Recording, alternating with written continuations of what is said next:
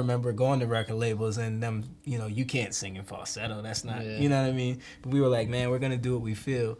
Even going back to what you said, me and you, we're all different kinds of races. And then we got this Asian guy 3, from Cambodia. 2, 1. And we're live. We're live with trying out the new setup again. We're going to talk about some things this evening. There's a lot of stuff going on right now, and we just lost a loved one. So one of our brothers is not here right now. So first, before we get started, I just want to give a shout out to our brother Moon, who lost his dad today. Somebody that we all grew up with. I mean, we've known for a long time. So our thoughts and prayers are with him and his family, and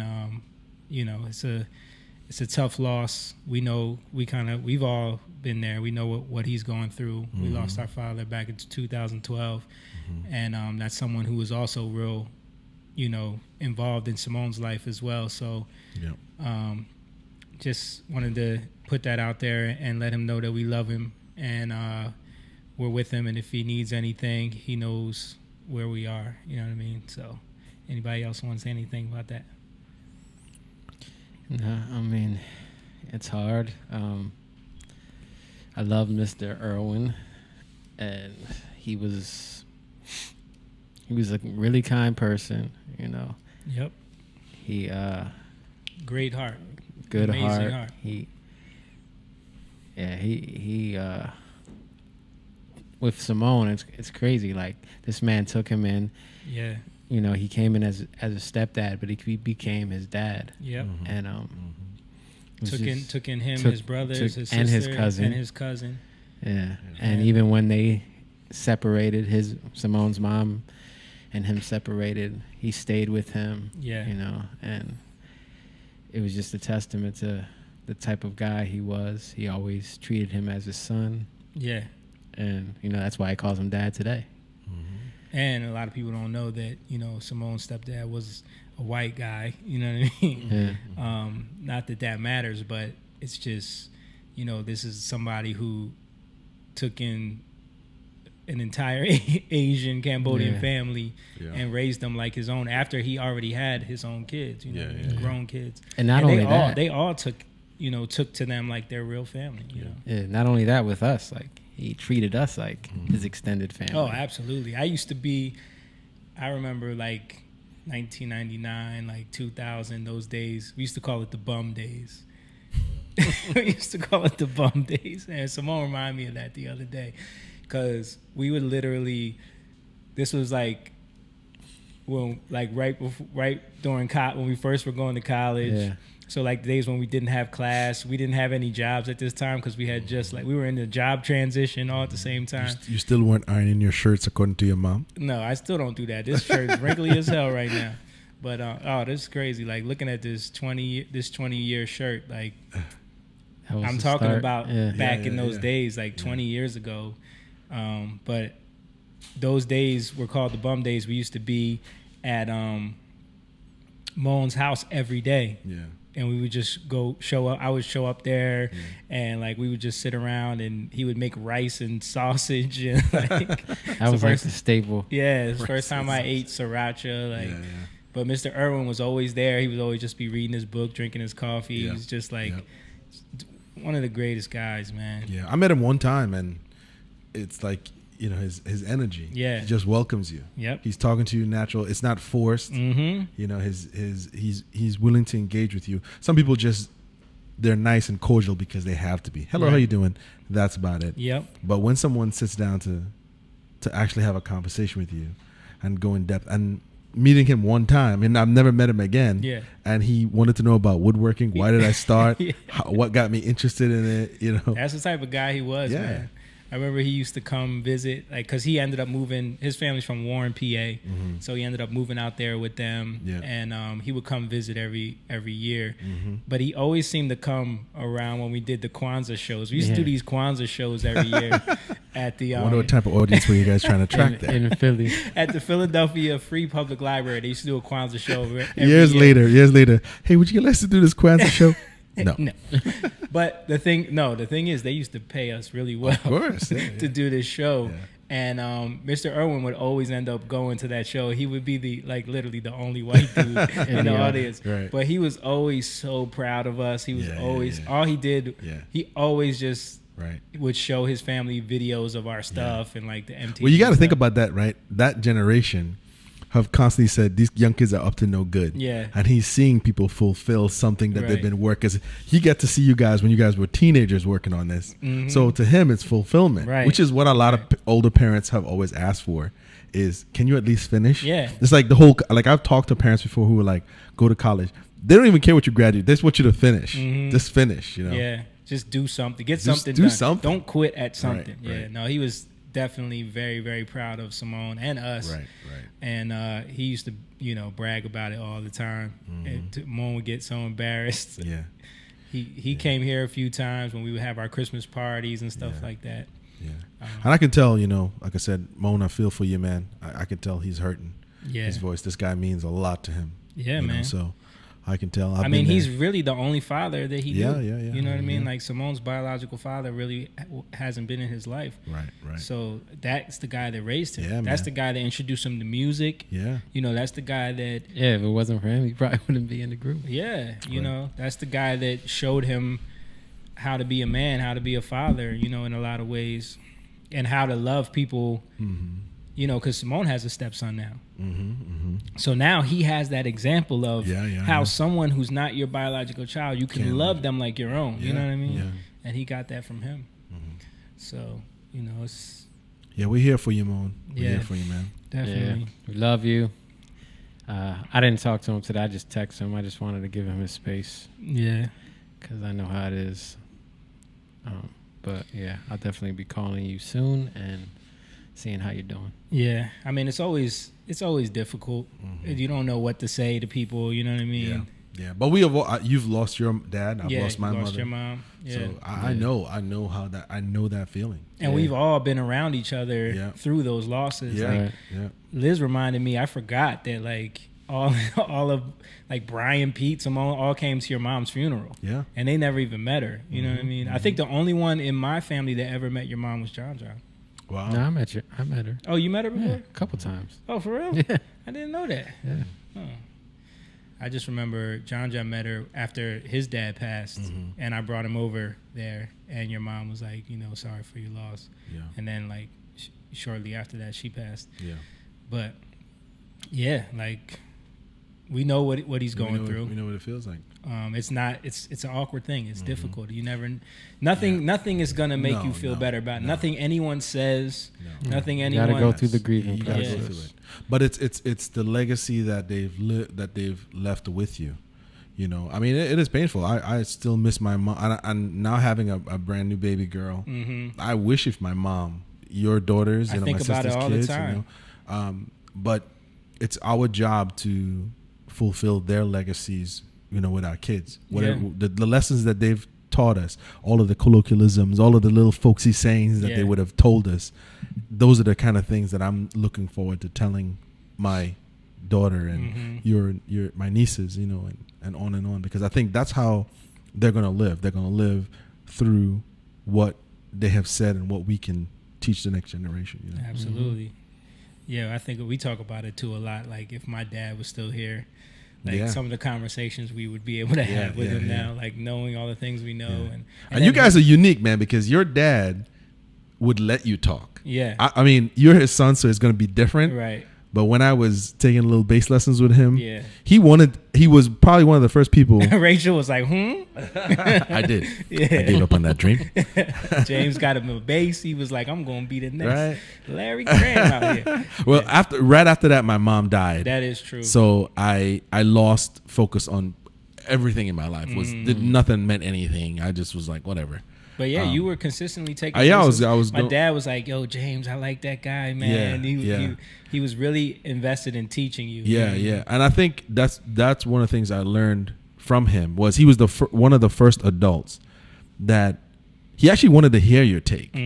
Now he would go along and critique it. Yes. But he would like, all right, well here you're right about that, but here's where you're missing. Yep. This is how much you're missing. You got all the meat, but you ain't got no sauce on that. Yeah, that's how he was, man. He loved.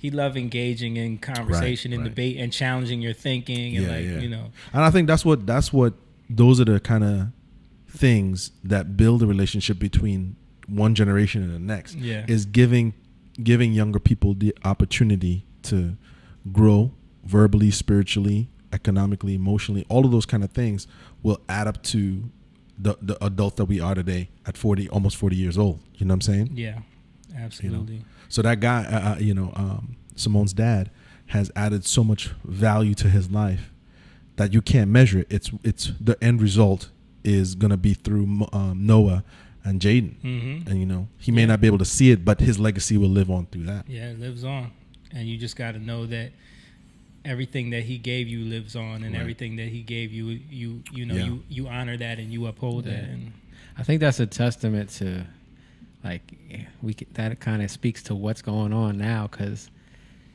people are tearing down monuments and everything, and kind of along the same line, like nobody's perfect, right? But look at the legacy that they left behind that you can raise up. The things that I dealt with my dad, like my dad wasn't perfect. Our dad wasn't perfect. He was far. He was far from it. But there was so much good. Yeah. There was so much that he gave us that I'm so thankful for. Right. And like when he died, I remember I wrote a song. It was kind of like a healing thing. Yeah. Where, the verse, the B section was, but now you're gone and all I have are these memories. And I'll make sure you live on through the ones I choose to keep. Right. And erase all of the wrong that came between you and me. Right. And it just hit me so much because everything, it doesn't matter. Once you're gone, it doesn't matter. You want to raise up the memory of the good. That's what you're going to pass on to your kids. Right. That's what you're going to continue in. Yeah. And I can't throw out everything because my dad did some stuff. Right. I can't throw him out, just like we can't throw out our forefathers.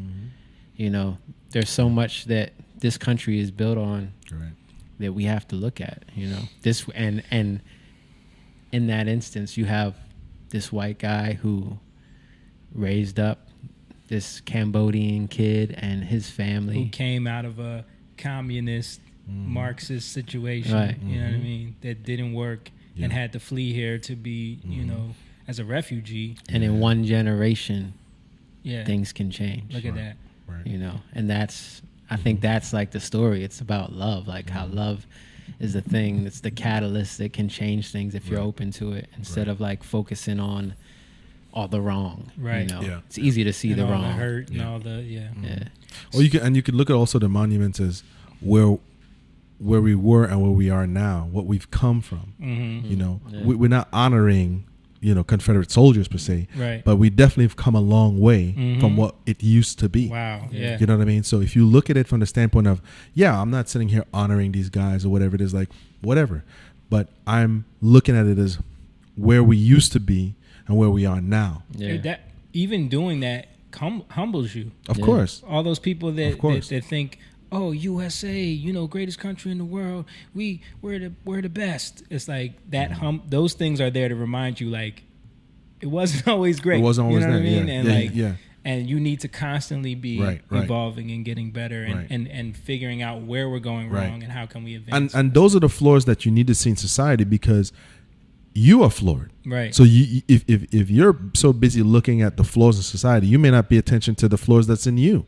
Right. So where you see, hey, what's the shortcomings that led them to that? So I can make sure that that's not in me. Maybe you need to look inward a little bit. Right. You're I was listening to Joe Rogan today, and he said something. He was talking to Josh Barnett, and he was basically saying, hey, the problem with social media is that it's an awesome thing, but what it does is fuel this thing to, we want to one up each other. Right. We're only doing it to prove to the world that we've thought of something. I'm special. Look at what I'm doing. Get me likes. So it's a euphoric kind of thing, and that's what it is. And if you take down these kind of things, you're not able to look at the flaws in society and be like, well, where am I making the mistakes? So I don't make the mistakes those men did. Right. Yeah. I mean, that was a long intro, but oh, that was an intro? I thought we were in it. Oh, jeez, man. But no, I wanted to send some love to Moon before we hit the intro. But yeah, so if you're watching this, everybody's watching this, we appreciate y'all. Just send some love to Simone. Yeah, reach out to the man. Reach out to him. Let him know you love him. Let him know you're thinking about him. You're praying for him. All that good stuff. And we're gonna pick up where we left off. But let's hit the intro, Rach. Young lion, everywhere I look, they're dying. Everywhere I look, they're dying. Young lion, everywhere I look, they're dying. Everywhere I look, they're dying. Young lion, won't you get up and start fighting? Everywhere I look, they're hiding.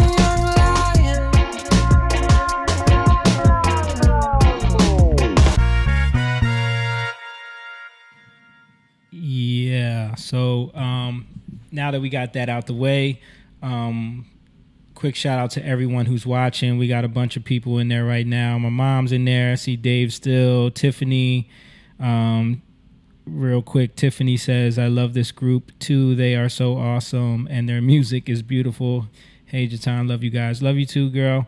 Tony Lincoln said, I tried to book them here a while back, but I got lost in the sauce. I don't know what that means. Maria says, so sorry about your dad. That goes out to Moon. Tia says, Simone, my condolences. Mom says, love covers a multitude of sins. Tiffany says, amen. Everybody who's watching, if you can, just give it a thumbs up and a like and share this video so that people know that it's happening right now, and you can become a member on our Patreon, and you can go to Young Lion TV on Facebook, and you can follow us there. We're on Twitter, we're on Instagram, all that good stuff. So we got Jake with us today. We got James, and Simone is not here because of what we were just talking about. Rachel's holding it down on the production side. John also on the tech and production side is in the building. He's been holding it down, our little bro. And we got Kyle in the building too. Hasn't been here in a while, but he's just kind of hanging out. What's up, Kyle? Off mic high. So I don't know if you guys knew about Simone's dad, but No, had no idea. Yeah. So you guys just started talking just now. I know. Did you know? Okay. Yeah. So, but you were talking about social media. Yeah. So something that I've heard today was that TikTok might be getting banned. Why is that? Because it could be a liability. Like they're really looking into the Chinese espionage, the Chinese influence of that platform. Right. So they're really considering banning this app. Well, they have banned it in federal buildings, and they banned it in other countries. Of course. It's banned in India. It's banned in Australia. right? I saw one story about a girl in India who had built up this following, and like because they banned it in her country and she couldn't access her account anymore, she like committed suicide. Some teenage girl. So it's like, you know, talking about the social media thing and how it can be this gift and this curse. Of course. I mean, I think TikTok is one of those. And the crazy thing is, Tim Pool was talking about it today, and he was talking about when he talked to these tech people about social media and how these new platforms gain traction. Right. And he was talking about how with Reddit and Twitter, when they first came out, what they really do is, and a lot of people don't know this, what they really do is they have a multitude of bot accounts. So when a new user jumps on, especially a teenager, they can pull them away from other social media platforms because they give them engagement right away. Right. And they get them hooked with all these bot accounts. So that makes it feel like, oh, people are liking my stuff. Right. People are commenting. I'm getting engagement. I got 10,000 followers in a month. Makes sense. You know what I mean? And then they go to their friends and they're like, oh, you still on Instagram? Nah, TikTok is that shit. I got 10,000 followers. And then all their friends are like, really? Oh, I want that too. And then they get on there, and they don't realize that. Because I think they were saying like, the story is like TikTok has like 2 billion users. But I think they said like it's technically like 30 million active users. Right. That does make sense though. Yeah. That they would do something to lure you in. Right. Get you hooked on. Right. Get you hooked on, because we've pretty much everyone right now is, if you're on social media, you're programmed to, you make your post and you go back to see. You naturally go back to see the like, the dislike, the engage, especially if you're doing it in terms of entertainment. Right. You have to pay attention to the thumbs up, or at least the conversations you're getting into it, and it does build up into the endorphins that's being released. Right. So you're tuning into what they're saying, what they're not saying, the thumbs up, the hearts, or whatever it is. If you're honest, you're going to admit that you're tuning in because you do want to get the likes. You know what I mean? Yeah. I mean, that's what it is. Or at least a response. And if you think about it, it would be to China's best interest to be putting more activity on certain posts that they want to get elevated. Right. You know what I mean? Because, So yes. that's what happened. We were talking about this with the protests. Right. How we saw certain things getting pushed by TikTok that was radicalizing teenagers. You know Well, what I mean? think about it like this. Like I was doing a little research and I found out propaganda in the 1920s. In the 1920s, 1950s, the teens and 20s, when they were trying to, it was the era of the jute joints and jazz. Right. And they hired cartoonists, and there was a lot of publications, but they hired cartoonists to sort of create a narrative, and they did it through cartoons. So one of the things that they were doing with drugs, because I was looking up the war on drugs, and it went all the way back to that time, and they were saying that the black men, once high, would become animalistic, would rape white women. I have seen those. You've seen those, right? And then then the cartoonists would come in and draw a black guy drunk or high on marijuana, crazy, chasing. And so the idea was to create a narrative that people, even if they're looking at it through cartoon form, they're going to respond to it. Now, how does it apply today when you look at TikTok? If you put a video out with chaos or you put a video, people are not really looking at how this got started. Look at a guy throw a big brick through a building or somebody getting beat up, and people are responding to what they're seeing. Sort of what in the 1915s, people would respond to the cartoonist and the drawing. Right. Wow, this is what happens when black men and Mexicans smoke weed. They're going to go out and rape white women. So they used it. They used it. And then now you fast forward to now where you can use something like TikTok to promote anything. You know what I mean? Karens. Yeah. Right. Karens or Black Lives Matter or and you guys can go look this up if you're curious by yourself. Yeah. The war on drugs and how it started. But the real dangerous part is that, you know, the Chinese Communist Party has back doors built into TikTok that they're finding out. Right. That is like checking people, like it's checking information on your phones. Right. It's like accessing the clipboard. Well, it's accessing your notes. It's accessing other apps, even when it's running in the background. Even when it's running in the background, like they're finding out that it's actually accessing people's phones and pulling information. Right. So what they're doing is they're data mining from all the users that are on TikTok. So that's why these other countries are banning it. You know. Well, you guys are more tech savvy than me. Aren't all sites and platforms collecting information of some sort? Yep. Okay. So why wouldn't these people, if they're introducing this, use this as a tool to collect mass amount of information as quick as possible? Absolutely. Why wouldn't they do this? Absolutely. But people get sucked in with the social media idea of it. Right. Because I remember TikTok was Musical.ly first. Right. And it was just like this fun music app that kids were using. Right. And then TikTok bought them out, I believe.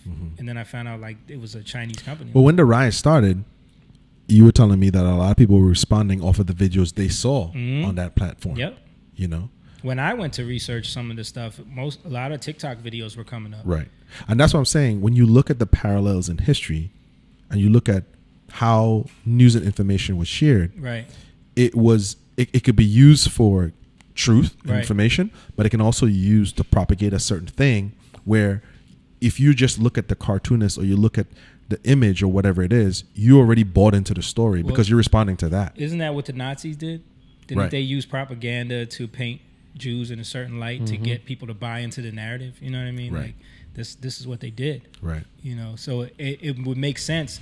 And then how many times on this podcast have we talked about China's tactics as far as buying up infrastructure in other countries, especially third world countries? Even here, like some of the farmers, they're just giving them technology. Yeah. Yes. I actually just found out that Huawei is giving massive amounts of computers out in the Midwest to farmers. Yep. And like you said, like we don't know what the computer power, we don't know what that's going to lead to. And you don't know what back doors are tied back to China. Right. You know, Huawei is another branch of the, you know, there's a reason. I think those phones are banned here.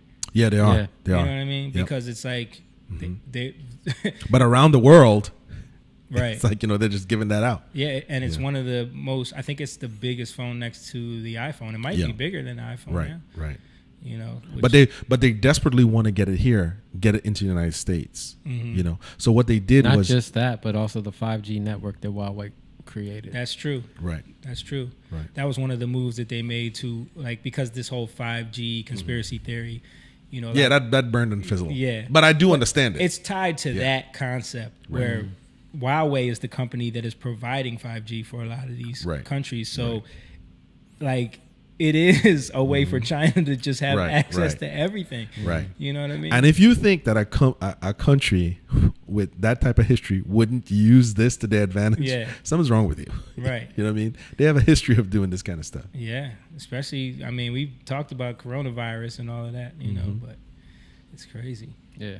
I think it goes back to, because it's not necessarily China, it's more about the ideology of China at this present moment, and the communism or the Marxism, whatever you want to call it, but it has to do with that, you know, because it turns things into whatever's good for the good of the people, and that can be anything.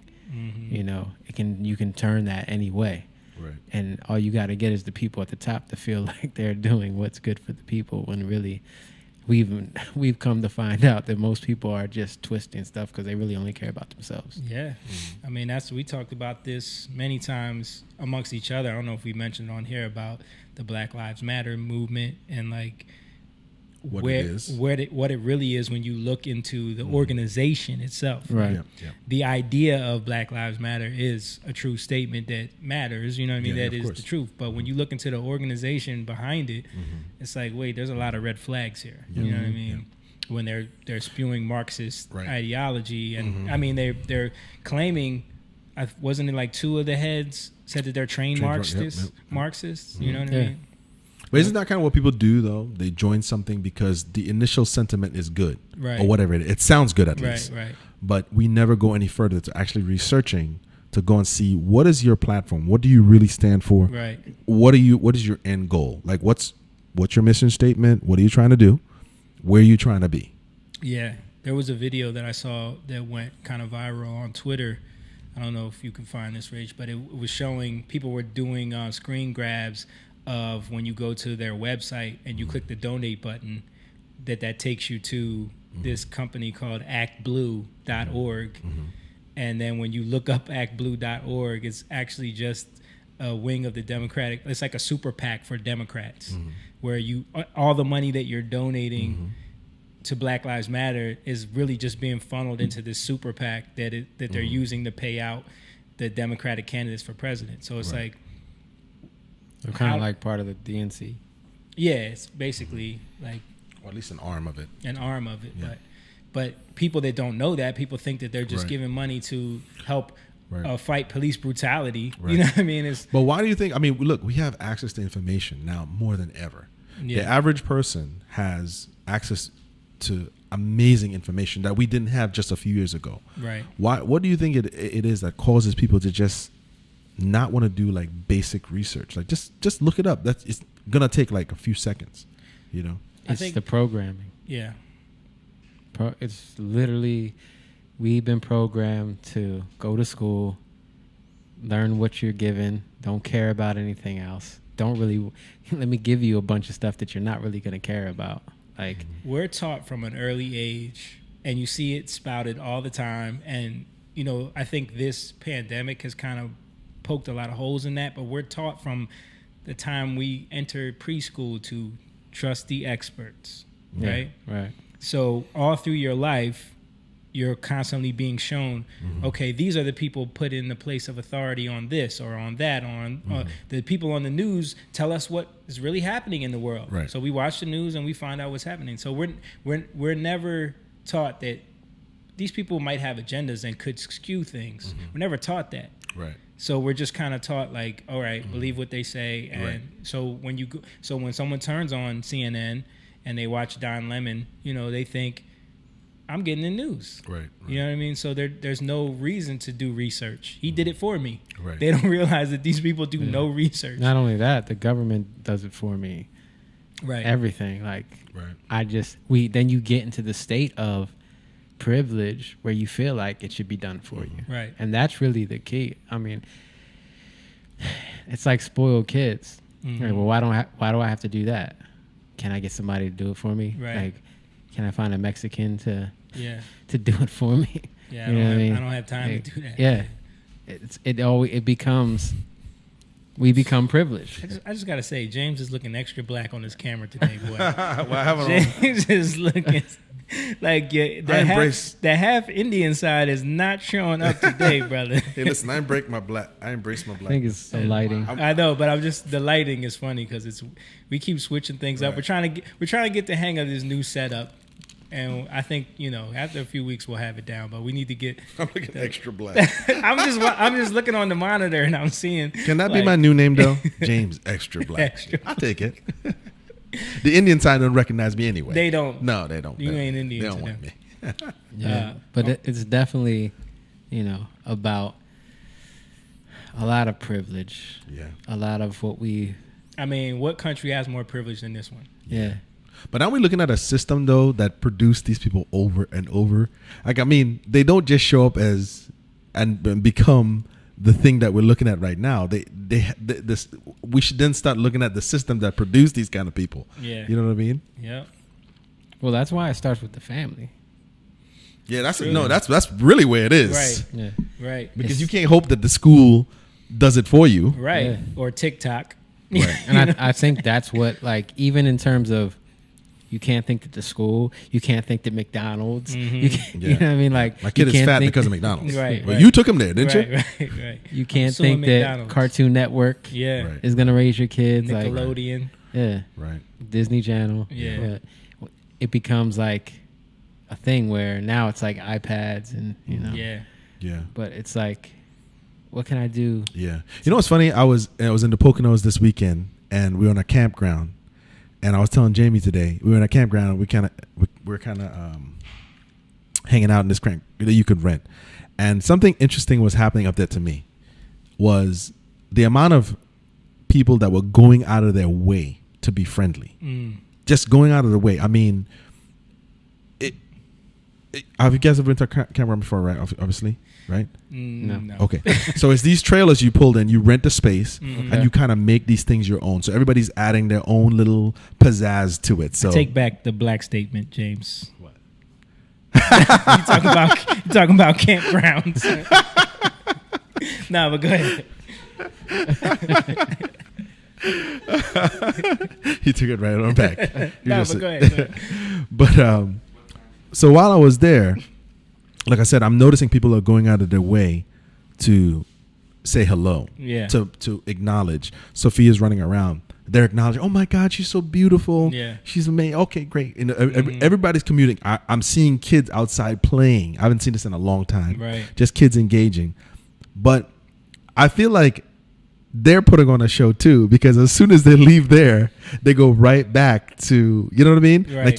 It's like when you're in church, you're nice. Yeah. But when you leave church, the same person cut you off in front of Wendy's, ready to kill you. You know what I mean? Like, we don't know how to keep this. Right. We have learned essentially how to put on the show when the camera comes on. When it's needed, when there's other people watching. Yes. Right. Right. But that's what we were talking about before, about all these people that complain about the way things are, right, and about corruption and liars and cheaters. But, when no one's watching you, what are you doing? You know what I'm saying? Right, are you always scheming at work to get ahead of everybody else? Right, are you always being honest? Right. Are you lying to get, Right. you know? Are you part of the thing that you complain about? Right. Right. It starts with you. It starts with the house. Right. Yeah. It starts with your home. That's where you're doing your stuff. Are you looking up porn? Like, what's going on? Yeah. What are you doing? Yeah. That, and are we checking ourselves before we're going out and checking everybody else? Right. I don't think that's happening a lot. They're busy checking porn. Yeah. They're checking something else. No, so here's the thing though. How do what happened? Because there was a time when family ideals, parenting, all stuff. What shifted that? What shifted that? I came in the 90s. Right. The 90s were filled with sitcoms, and I'm not saying that TV is the answer, but I'm saying something happened where, if you look at the shows in the 90s, it was kind of geared around family, right? Like there was but you had the dysfunctional ones too. You of had course, Married with Children, and you had like, but not as much as there still was something that was being shown. You know, that was like there was that one that Homer Simpson kind of like. I blame. Well, you know, there's a lot of things that play here, but in the 90s, like mid to late 90s, is when reality TV took hold. And right. You had The Real World and Road Rules and all of these shows that became more about just watching people be chaos. Yeah, watching people chaos, in the midst of their chaos and being like a voyeur in this. Right, like you get to see people get into fights. You get to see people argue. You get to see people lash out. Jerry Springer, who's now a judge, we were talking about. Jerry Springer is another example. And judging their situations, everybody's situations. Right. So they didn't break into our house and say, "Watch them." We did it. We did it, and we showed them what we cared about, because Real World, how many seasons did they do? You know what I mean? Like, are they still on, by the way? Probably I have not. no idea. Does MTV even have a channel anymore? I don't know. They do, but they do. Okay, I don't know. I don't watch. But TV. even those shows like Saved by the Bell, every show to me had a running end theme, like a lesson to be learned. There was always lessons. Right. There was always lessons. Right. I think, like I said, even in that, there was still like a desire that was kind of off. Yeah. You know what I mean? Like you could look at it, I want to be like that. Like there was something that could be a little off. Well, I remember you was in love with Kelly Kapowski. You didn't think Jamie would bring that up? His bomber jacket. He was like, I want to be like Zach. Yeah, definitely don't want to be like Zach. No. But but there's definitely like throughout a form of worship. So Saved by the Bell, for example, we didn't identify with. We like that. I used to watch that show every day. Yeah. But like the California, like Zach Morris he had a cell phone in class. Like we didn't. They were promoting a certain thing, right? But I'm trying to point out that there was a time when shows and TV and sitcoms had a theme, and they had something to do with the beginning and end and the consequence for something that would happen. Right. You know what I mean? But you're right. When the reality shows, reality TV. Yeah. I think it goes deeper than that, because even when you're talking about like the family thing and all that stuff can be surface. Let me read a comment real quick. Tiffany said, "I love that show, Saved by the Bell." Yeah, we are. That was a great show. Tia said, "Mr. Rogers, Cheryl from Lamb Chops play along were my daily teachers when I was younger. Thank God for them teaching random acts of kindness and reading and friendship. Mr. Rogers always had lessons when they passed away that tore me apart." And Kim said, "Love that show." Yeah.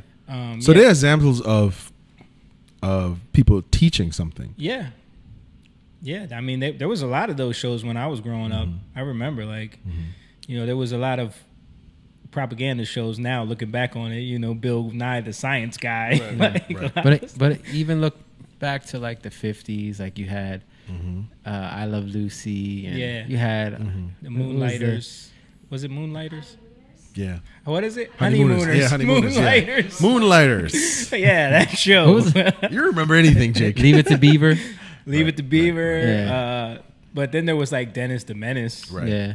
No, but it was tongue in cheek. Yeah, it was. But what I'm saying is that, like, even if people were looking at those things, there's still like issues in the family. Like there's still people can act one way on the outside. Like, how in the 50s everybody was all put together. Right. They always showed like the woman who had a dress on, had the apron on, and she's cleaning, and but she's addicted to Valium or something. Well, Or but it's not saying. But they're not telling they're you. They're that. not showing you that side. Even that is imagery. I get what you're saying. Right. It's a form of imagery. It's that form it's of a programming. Right. People still say that when they talk about like, a square family. They'll call them the Beavers. You know what I mean? Right. or whatever what were they called? The Cleavers. The Cleavers. Yeah. Thank you. Come That's on. why Thank you're you. there. We need you here, Kyle. Come on. You don't go camping, do you? Yes, he does. I guarantee it. I guarantee. He's like, James, tell me more of this camping thing. Yeah, but so like they say, oh, it's wholesome. Yeah. But at That's the the same word. time, Wholesome. Yeah. That's what it. That's how they. This fall coming a wholesome show. You know what I mean? And it's cool in a way, but at the same time, like, are they really dealing with any? Right. Because then when you look at the people who played these people, they're coke addicts. They're getting strippers and hookers. You're lying to us. You know? Remember when the dad from Seventh Heaven got outed? As, Yes. you know, Yes. being, like, He was a Pedophile. pedophile. He was a pedophile. Was he? Right. Yeah, I Right. really Yeah. knew that. Yeah. Yeah. Yep. And that show was about That a is church true. family. A church family. Yeah. Right? Yeah. Yeah. That is But it true. really wasn't. Like, Yeah. like that was a show that was like everybody always was like, oh, what could possibly be wrong with that show? Right. Yeah. And my parents were always like, you ain't watching that, because Right. they always running out the house, going Right. to and fro, Right. looking to be sneaky. You know To what I'm and saying? fro. Right.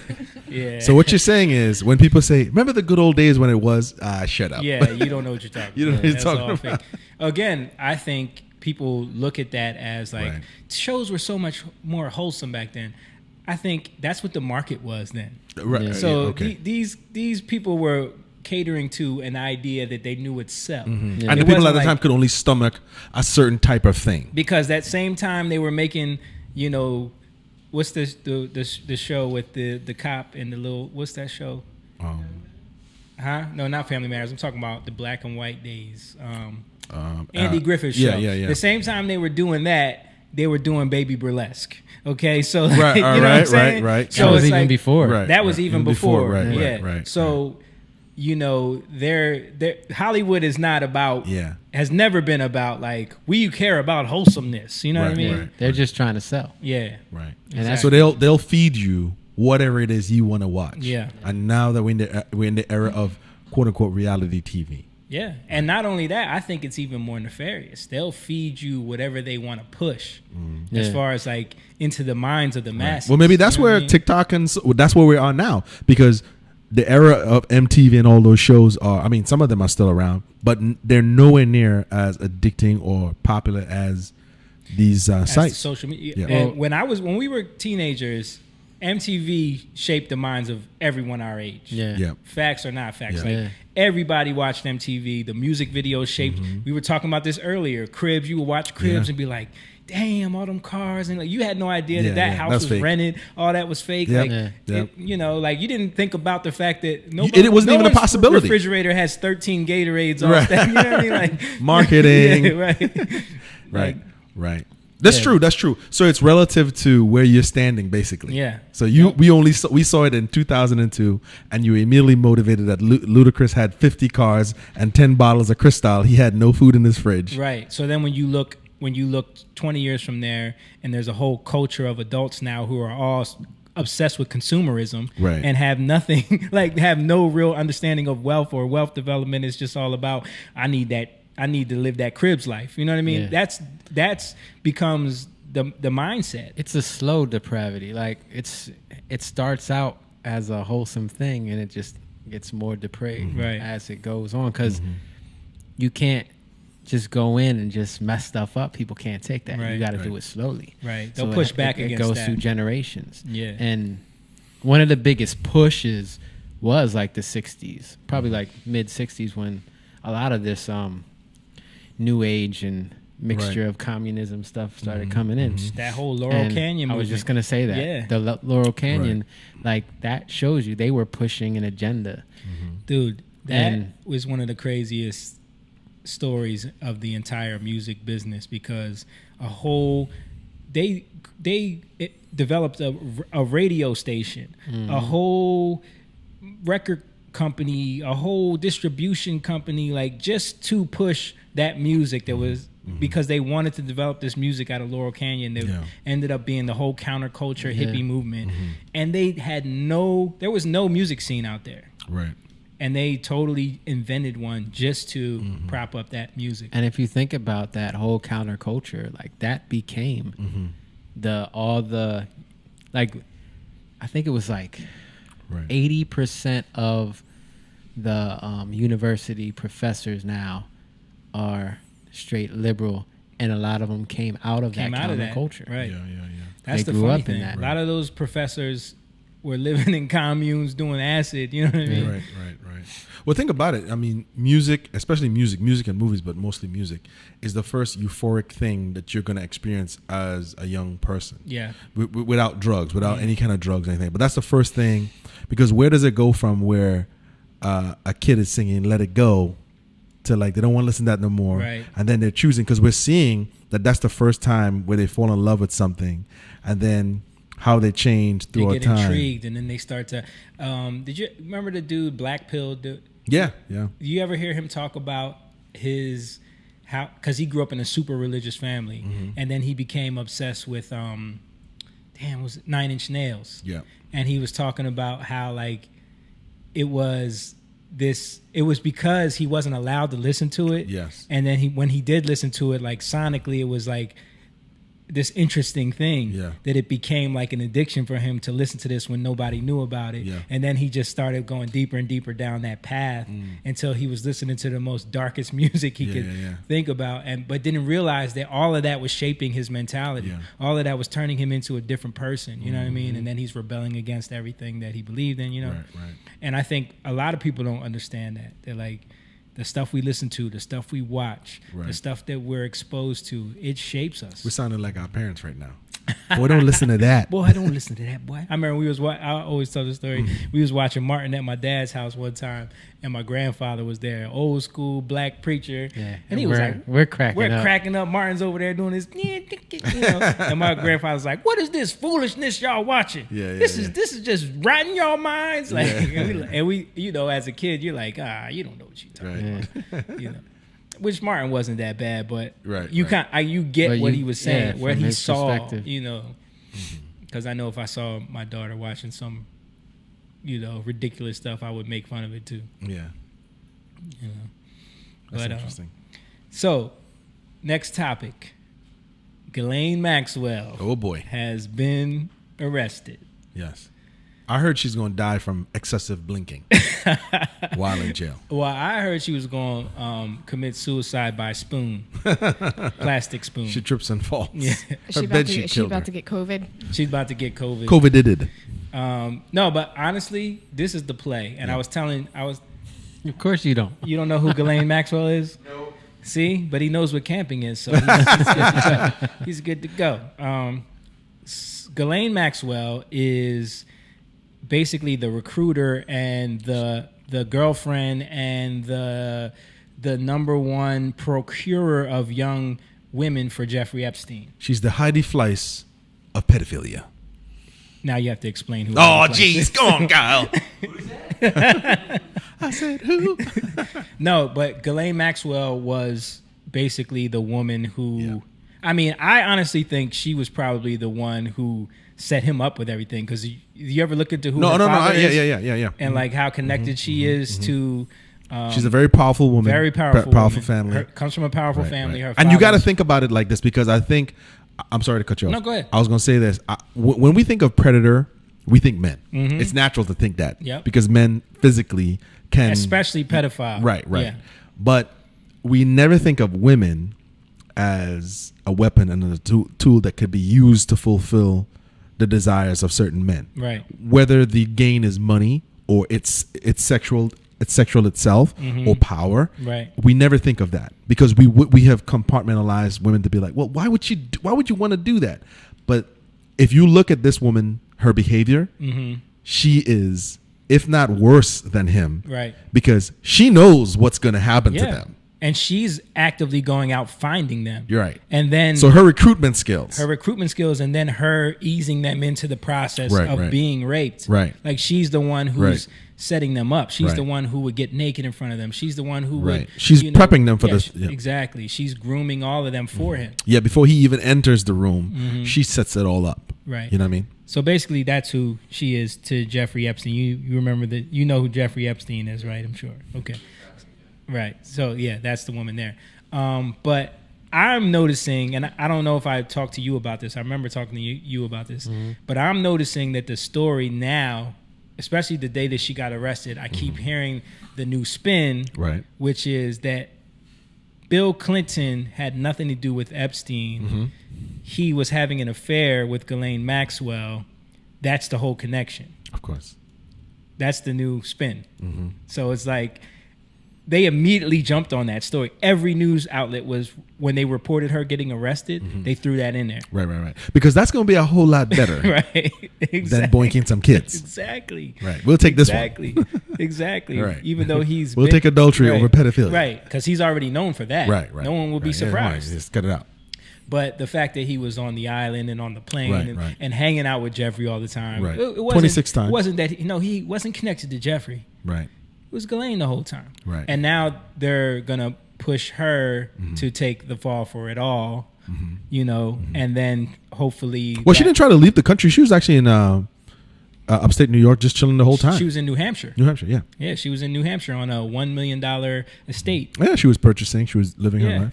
Yeah. Bought it with an LLC, and some people are speculating that maybe the FBI have been working with her for a while, and they were waiting for this moment, because that prosecutor from New York got fired recently. Right. A couple days later, she got arrested, and he was the one in charge of all the evidence from the Epstein case. Right. So I don't know if there's a connection there, but I know that if they do get her to talk, if they do really get to the bottom, there's going to be a lot of people implicated in this. And what happens if it just all goes away? If it all goes away, there's a possibility. Then I feel like if it all goes away, then we know.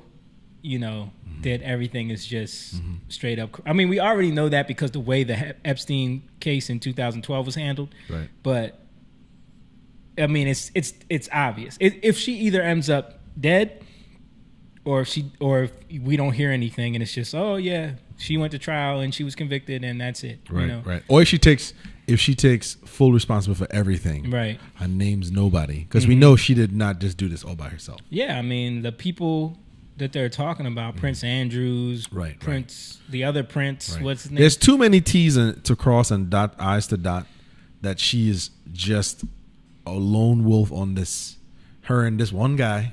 And then looking at it from the standpoint of who her father was, and he was a known child predator and a known womanizer and billionaire, and they don't know even how he got his money, So it's almost like she brought Epstein into the family business, right. Because her father named his boat Lady Ghislaine. That was the boat that he mysteriously fell off of and died after he was getting in trouble. Her father started getting in trouble and started getting some attention put on him, some heat put on him. Then he mysteriously ends up falling off his boat, which was like a 1,500-foot yacht or something like that. But it was named Lady Ghislaine. She was like his favorite daughter, because he had other kids, but she was the one that he really took under his wing. Yeah. And then all of a sudden, Epstein is kind of living the same life, you know what I mean, that he was living. Right. So it's almost like she brought him in. Yeah. And kind of made him a part of the whole thing. Right. I think what, to me, you and I are steeped in this kind of stuff. We always talk about this kind of stuff. But I think for the average person, they don't understand the moving and shaking of things behind the scene on a very high level, right? Right. We think of things as in terms of politics, voting. We think of things in a lower sense of how things work. We don't think of it from the power that's beyond what we see, meaning the elites, how they really operate, right? How they get property, how they move up in the world, how they gain, how they lose. We don't understand that. How they keep us where we are, right? Yeah, we don't understand. And a lot of people don't think of things in that way, and I think it's hard for people to grasp or live with the fact that this type of system exists in the world that we live in. Because you want to believe that everyone has a fair shot. Of course. You want to believe that everyone is inherently good and wouldn't do these evil things. Right. Well, I think it's more about there's corruption within the system. They're twisting things within, because it's all legal. Right. So it's really not. Well, it's not all legal. Right. Huh? There's a lot of illegal things that happen. No, You know I'm what I saying mean? it's all illegal. Oh, I thought you said it's all legal. They're doing it within a legal system. Right. But they, it's hidden. So they're overstepping their bounds within what they can actually do, and you can't see it. Right. Like you were talking about the stuff with Hillary Clinton and what's her name? Huma Abedin, who was Anthony Weiner's husband. Anthony Weiner. You know who Anthony Weiner is? I'm sure you know that story. Right? How could you forget that? Which is like, how on the nose is that? A guy named Anthony Weiner is sending dick pics out to girls. But he was married to her, and she was Hillary Clinton's number one aide, and she took her all the way around the world. And then when the email thing happened, and his apartment ended up getting raided because of the underage sex thing, which he was convicted of. Right. But one of the laptops that they confiscated supposedly has, the stuff on there that the reports are police officers quit their job after they saw what was on this laptop. Wow. You know what I mean? Because it was so horrific. And one of the files that was supposed to be on there was this folder that said insurance policy, and there's supposed to be this video of Hillary in there. Who knows, unless we get full disclosure on this, or unless the evidence comes out. But this is what they're saying, what the reports are from the people that have seen it. But yeah, it's dark. Yeah, it's very, very dark. Right. Right. And I think there's levels of manipulation or witchcraft, that people enter into. But even in our own lives, we can kind of do some dark things. Might not be on that level, right? But that's why I think it goes back to the house, to our own individual houses, and it has to do with taking responsibility for what we're doing corruptly, or or paying attention to what we're doing, how we're trying to scheme, how we're trying to scam. Right. Because if we're doing that, how can we hold somebody else feet over the fire or accountable? Well, that's the whole idea of the Epstein honeypot situation, right? It's like, I get these people into these compromising positions, videotape it all, so that now you can't say anything. You can't accuse someone of doing something that you're implicated in. Right. This is my leverage. That's the whole idea behind that. That's But I mean, even on a smaller level, you have people, they're seeing this stuff. Like, people are researching, and they're mad, and they want justice. And I'm just saying, we have to take the responsibility. Right. We have to. I think prayer is a big thing. Of course, we have to pray about ourselves. But like you said, we also have to look at ourselves and say, well, what am I doing though? Well, that's that's part of it. That's when I'm saying prayer, even the word repent has got a whole weird thing to it, but what it really means is just to turn back to God. So when we turn back to God, even as a person who calls himself a Christian, you want to see justice, but you got to turn back to God. If there's not justice in your own house, if you're scheming, if you're trying to get some welfare, what I mean? If you're trying to do any little thing, then how do you expect there not to be corruption in the world? Right. And if we can pray and truly turn back to God and first deal with our own stuff, then I think things in the world, and it was especially in our country, can be dealt with. Absolutely. But I think that's a big key that when a lot of people miss. They want justice for all this, but it starts with us. But they only want justice to satisfy some sense of revenge in themselves. Right. You know what I mean? It's I want this justice because you need to pay for what you're doing. Right. But what about what you need to do? What about what we need to do? Right. We need to do a lot of we might not be doing as crazy as a thing that they're doing, but we still we're not all doing great stuff. We need to shift. There's so many things that because Rachel was talking to me well, talking to us the other day about this weird conspiracy going around about. Have you heard about Oprah and Ellen and that conspiracy about Oprah, Ellen, and Jimmy Kimmel? You know, Jimmy Kimmel just lost it, just got canceled. Ellen supposedly getting canceled. Apparently, like there's this weird cancel for real or cancel like cancel for real. Oh wow, their shows.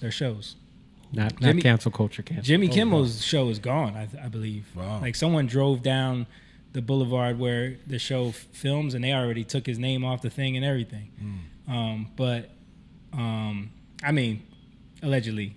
I'm not saying I know for sure. Right. But yeah, there's this weird conspiracy going around on Twitter and on the internet of people like finding these shots of, because you know Ellen's been doing all this filming from her house, and it looks like she's wearing an ankle bracelet. Like you can clearly see that there's something on her ankle, and it's the same ankle in every shot, where it looks like she's wearing an ankle bracelet. And there's this conspiracy going around that her and Oprah and like these other elites are on house arrest right now, but they can't tell the public about it. Okay. And they're like, because it's coronavirus, it's a good cover for it. Yeah. But it has something to do with this child trafficking. What? Yo, it's crazy. But I started looking into it, and it was just like leading me down all these rabbit holes of the Red Shoe Club and the Black Eye Club, and all these weird unexplainable things, like these pictures of all these celebrities at these parties, and they're all wearing red shoes. Right. You know what I mean? Right. Like, you know, we've seen some of these things, like the Bohemian Grove thing, and like all of these weird ritualistic things that these elites do. Or like there's the Black Eye. I'm not doubting it. I'm just this is my first time hearing it. Yeah, I had no idea about it either. But then I started looking into it, and then that's what led me to the whole the whole Hillary Clinton file on the thing, like this thing called Frazzle Drip. Listen, Frazzle Drip. Because and what led us to that was because there's this clip of Ellen. Maybe you could find it, Rach, of Ellen giving the haircut. She's giving a haircut to this woman like as this coronavirus thing, and there's this weird. You know how they be having these weird paintings in their houses, like these very strange.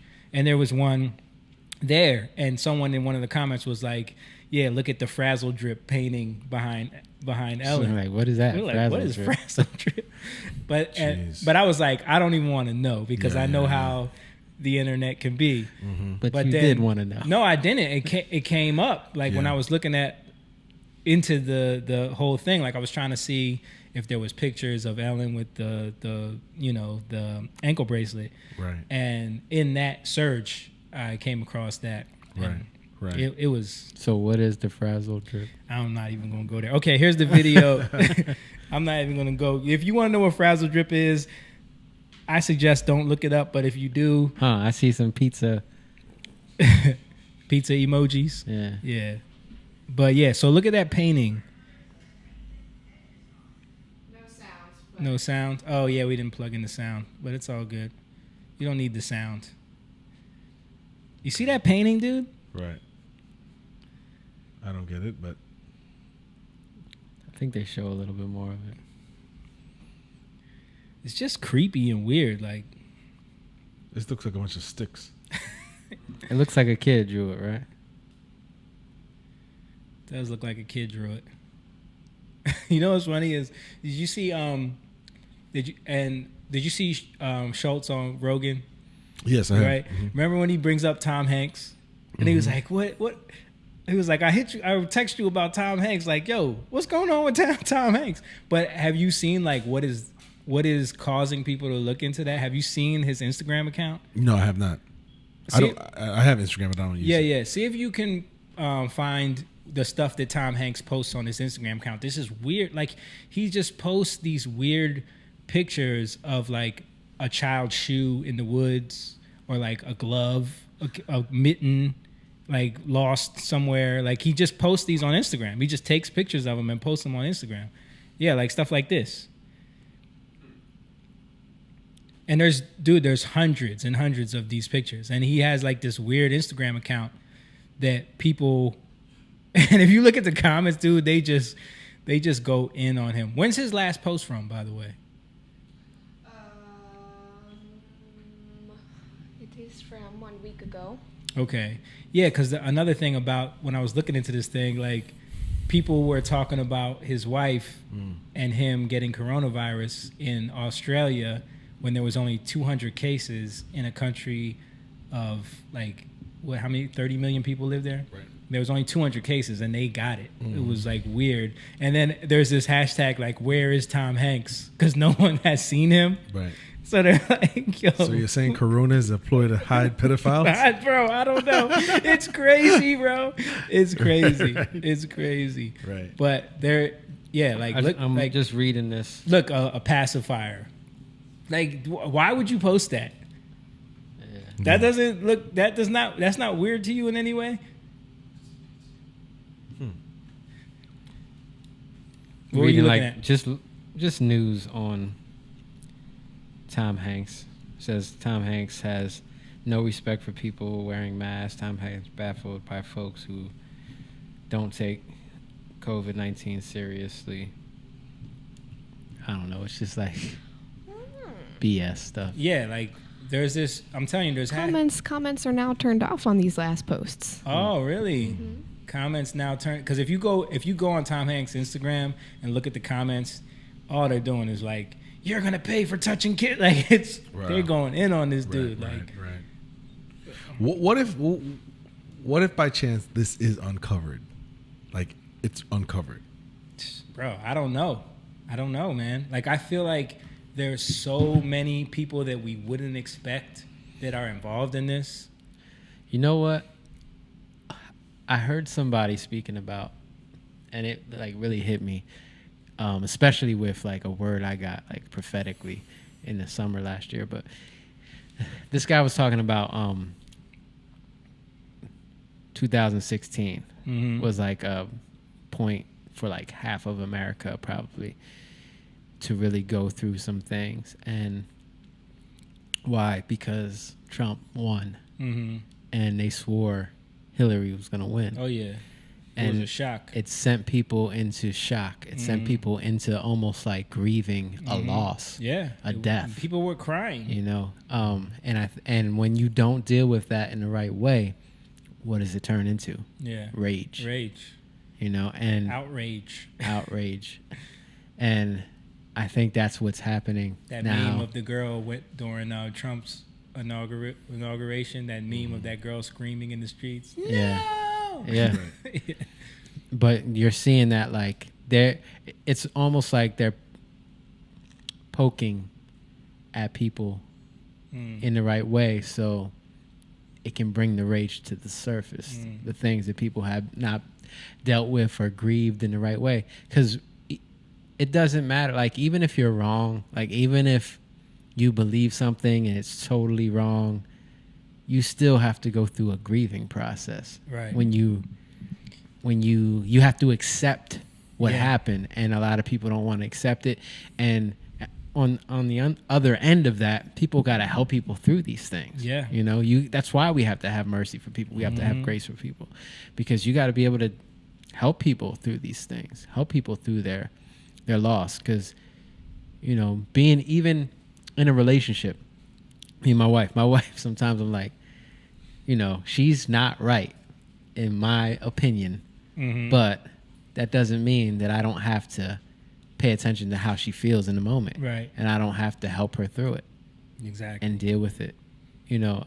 And so you get like these paradigms. You got one side, and then you got the other side looking at them like, oh, you're stupid, you know, and it doesn't help anything. That's literally what we're dealing with now, as far as just the divide in this country, is that everyone looks at the other side like you are the worst. Yeah. You know what I mean? Yeah. Like there is no grace, there's no common ground, there's no like we're all in this together, we're humans, like where can we agree? It's just no, you are the worst. No, you are the worst, and everyone is kind of dug in on that. And and I think the media is doing a great job of putting people in their camps. Yeah. You know what I mean? Right. And sometimes I think that people want to know everything that's happening, but You can't handle the truth. You know that. The truth. Right. That what's his name? That's from the. Jack What's that Jack from? Nicholson, The Firm? yeah. No. What's No. that from? A Few Good Men. Few Good Men. Yeah. Yeah. I mean, that was a real. Yeah. Dude, I had a vision of that just when I was researching all of this. Like if,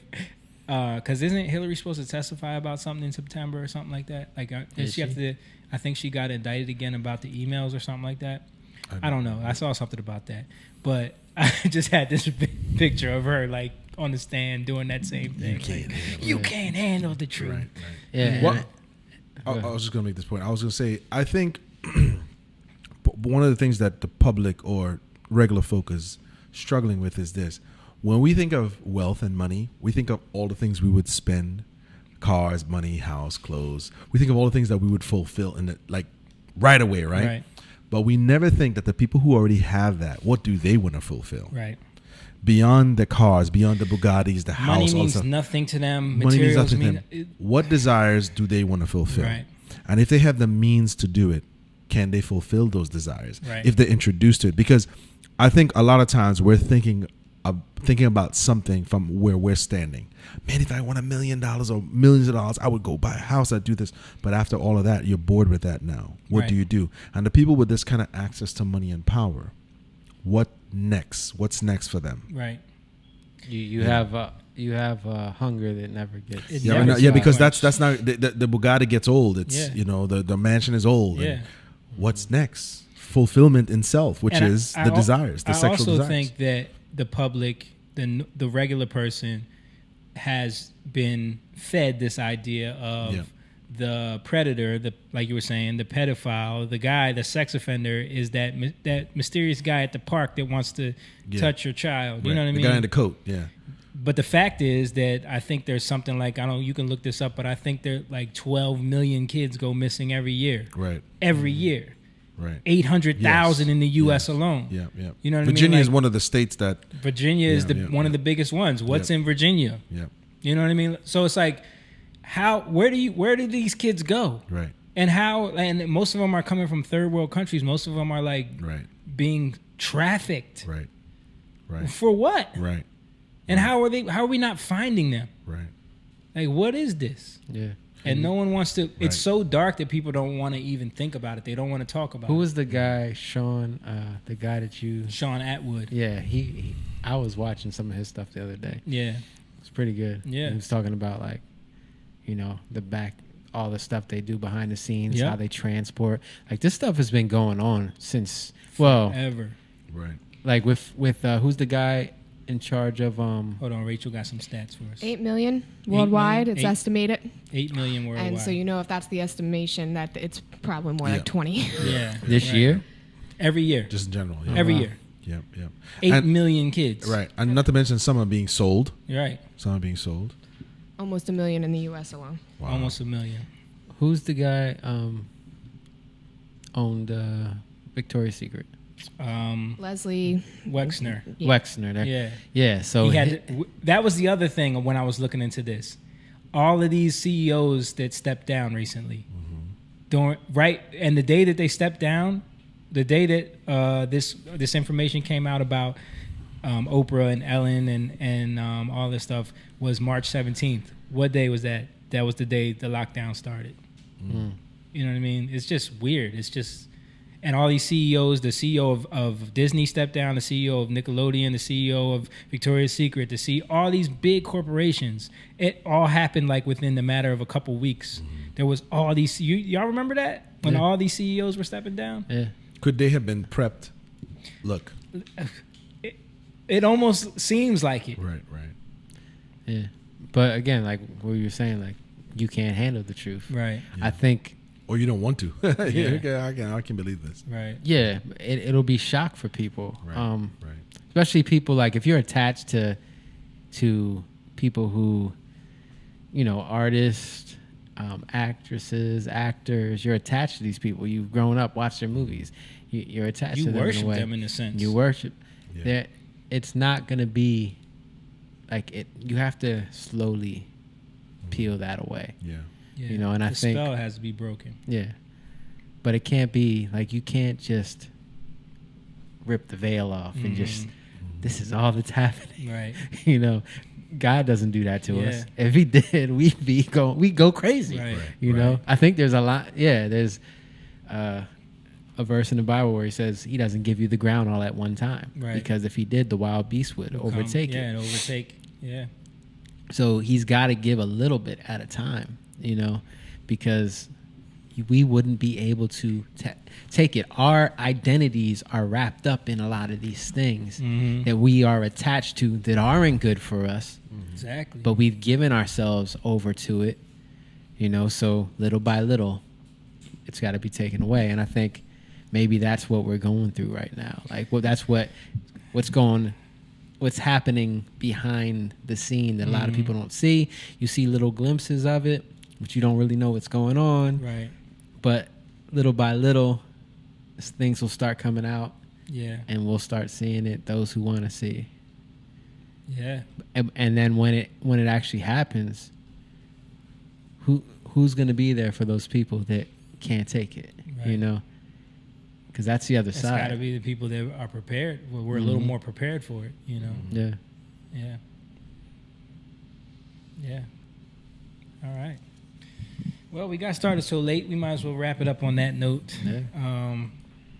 Appreciate everybody watching. Ariana said, "Hey guys, miss y'all. Give Moon my condolences. Mom has been going off the whole time about what we've been talking about." You summed she it up. said, "Thank you, Mom. We love you. We love you, Mom. Thanks for watching." My mom is retired now. I want to give a shout out to my mom because she is retired. That's why she watches the whole podcast now. Because before as soon as it hit 8:30, she's like, "I'm out of there." Yeah, but now she watches the whole thing. So she said she will be the next to commit suicide. Talking about Ghislaine, of course. And so they will say, of course.